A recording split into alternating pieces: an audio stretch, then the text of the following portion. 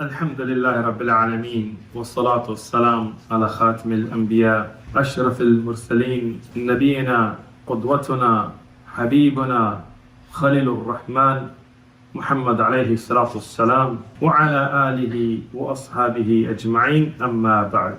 But Khadijah radiallahu anha, she had already been married twice. Her earlier husband had passed, and at that time women would get married early, and there was diseases, there were wars, there were other issues that went on, so people would die, and she was not looking at getting married. What we know from the authentic narrations is that many people used to send proposals to her. Why? One, she was known for her noble character. Today the whole dars will be around her, radiallahu anha, and she is one of the greatest personalities in the history of mankind. People talk about role models for sisters and so on, and people take out the worst of people. Subhanallah, they take out the worst examples and glorify them. Malala and this and that, subhanallah, people are proud of this. For what? For going out and saying that nobody needs to get married and what's the point of nikah and this and this and this is something to be proud. Would you want your daughters to grow up to be like this? It's all plots. If you want to talk about somebody who did a lot for Islamic education and women and things like this, why not bring the women, and everybody has their own shortcomings, like Farad Hashimi and other women who are out there starting institutes to teach our women about Islam in the light of Quran and Sunnah and starting all this education. Women, nobody wants to give her a Nobel Prize.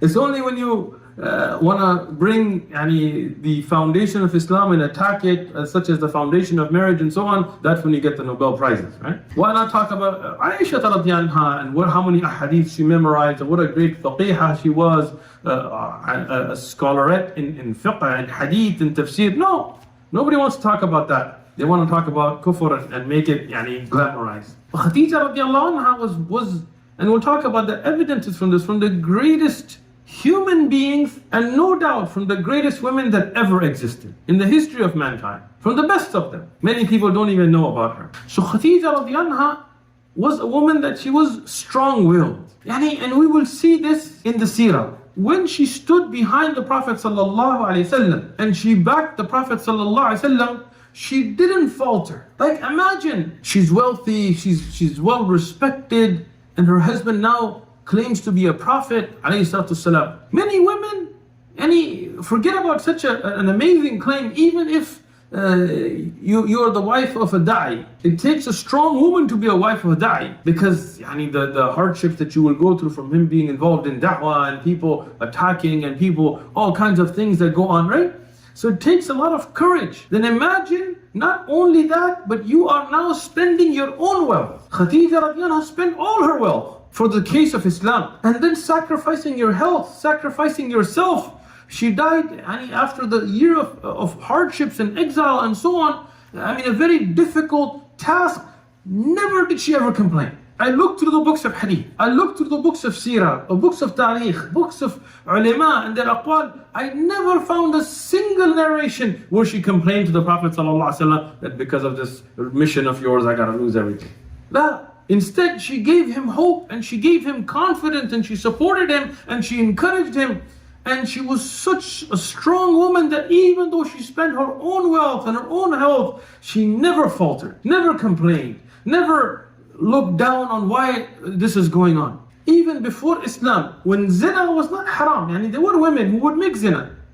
She never made zina. She never entertained any thoughts like this. People that would try to marry her without the nikah, she would never even entertain speaking to them. She was known even before Islam to be a woman of great honor and great respect. The first one to bring iman on Allah and upon His Rasul alayhi salatu salam, Khadijah radiallahu anha. Thumma Abu Bakr, and then after that Abu Bakr, and then we'll talk about this as we go. But the first person to bring iman, what is authentic? And there are aqwal directly from Az-Zuhri and Qatada and Musa ibn Uqba and Ibn Ishaq and others, that all from the ulama of Tariq, that the first Muslim on the face of the earth in the ummah of Rasulullah sallallahu alaihi wasallam, and not talking about the earlier in the ummah of the Prophet Muhammad sallallahu alaihi wasallam, Khadijah radiallahu anha. People talk about what is the status of women in Islam. What greater status does Allah, can Allah give the women except that the first Muslim in the ummah of the Prophet ﷺ is a woman? The first shaheed in the ummah of the Prophet Muhammad ﷺ is a woman. The first shaheed in the ummah of Musa ﷺ and Ben Israel in the ummah of Musa ﷺ was a woman. The one who worked in the house of Fir'aun. Allah subhanahu wa ta'ala honored the Muslim women with this and honored Khadijah radiallahu with this. And that is why we hope from our sisters that they will be the ones that will defend Islam, that will stand for Islam, that will defend the hijab and niqab and abayat and things, not the ones who will sell it out. Because this is what Allah honors you with. The hadith that is reported in Bukhari and Muslim. And I'm going to summarize here. Where Jibreel alayhi salatu wasalam came to the Prophet sallallahu alayhi wasallam and he said, فقرأ, and to recite عليها, يعني على خديجة رضي الله عنها السلام من ربها. That give the salam to Khadijah from her Rabb ومني, and from me. In Bukhari and Muslim, متفق عليه. And in this riwayah also it continues and gives the glad tidings of al-bayt, a house in al-Jannah which has no noise and no any kind of hardship or anything like that. A calm, beautiful place in Jannah for her. I looked through the books, I cannot find anybody else from the women of this ummah or before that Jibreel alayhi salam came specially to bring the salam directly.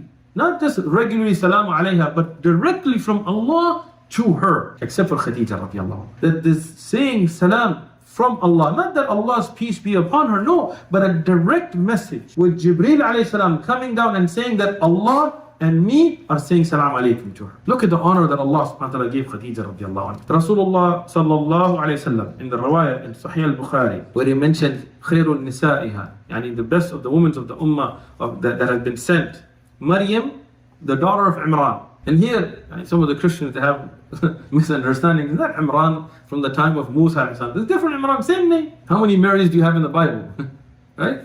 But Maryam, her father's name Imran. Maryam, the mother of Jesus, peace and blessings be upon them, of Isa ibn Maryam, from the best of the women ever. What a beautiful honor given to her. And then he says, and then also with her, atfan, Khadijah radiallahu anha. That means not just from the ummah of Rasulullah sallallahu alayhi wasallam, but from all of mankind in the history of mankind, from the best of women. There's another riwayah that Imam al-Tirmidhi has mentioned as Hasan Sahih, is authentic. That one mentions 4 women as the best of women who achieved perfection. Right? From them, Maryam, the mother of Isa alayhi salam. From them, Khadijah, the wife of Rasulullah sallallahu alayhi wasallam. From them, Fatima, the daughter of Rasulullah sallallahu alayhi wasallam. And from them, Asiya, the wife of Fir'aun. Subhanallah, look at the hikmah of Allah subhanahu wa ta'ala.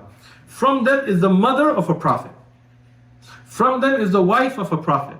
From them is the daughter of a prophet. But from them is the wife of one of the worst people in the history of mankind. Fir'aun. Hikmah of Allah. That yes, sometimes Allah will bless those who will raise their children to be pious, will have a great example in Maryam alayhi salam. From them, Allah will bless those that will be the wives of ulama and tullab and du'at and mujahideen and so on, who will support their husbands, like Khadijah radiallahu anha. From them will be the daughters of great scholars and great people who do sacrifice for the sake of the Deen, and they will support their fathers and obey and be good daughters like Fatima radiallahu anha. But from them sometimes will be a woman who will be put in a situation that will be the worst of situation. Her husband will be from the ta'ghut, from the worst of people, from dhullam, from the oppressors. But because of her iman, her husband's sins will not affect her. Her fathers, her sons, anybody else, she will be from the best of mankind. Beautiful examples that Allah subhanahu wa ta'ala has set for us in these women.